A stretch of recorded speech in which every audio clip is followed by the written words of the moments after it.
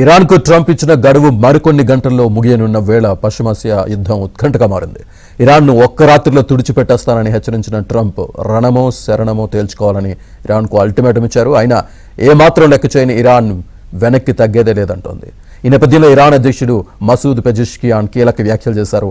తమ దేశాన్ని రక్షించుకోవడానికి తనతో సహా ఇరాన్ పౌరులు ప్రాణత్యాగానికి సిద్ధంగా ఉన్నారని తెలిపారు.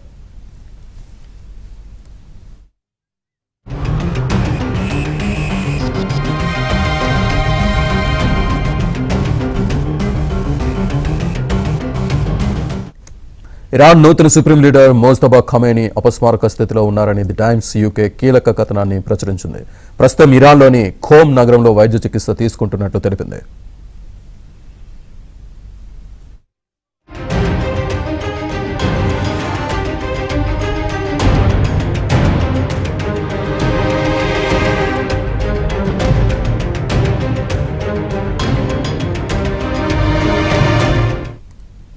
హర్మూజ్ను తెరవకపోతే ఇరాన్లో వంతెనలు విద్యుత్ కేంద్రాలను లక్ష్యంగా చేసుకుంటామని ట్రంప్ హెచ్చరికలు చేస్తున్న నేపథ్యంలో ఇరాన్ ఆ దేశ యువతకు కీలక పిలుపునిచ్చింది.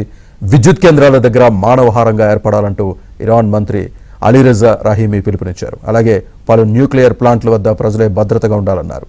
మరోవైపు దేశంలో యువత మొత్తం సరిహద్దుల వద్దకు రావాలంటూ ఐఆర్జీసీ పిలుపునిచ్చింది.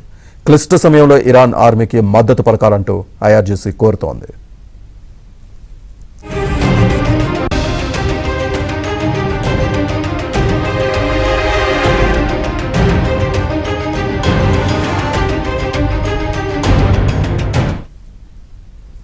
ఇరాన్ ప్రజల్ని హెచ్చరిస్తూ ఇజ్రాయెల్ సైన్యం హెచ్చరికలు జారీ చేసింది. రానున్న 12 గంటల పాటు రైలు ప్రయాణాలకు, రైలు మార్గాలకు సమీపంలో ఉండే ప్రజలు అక్కడి నుంచి దూరంగా వెళ్లాలని సూచించింది.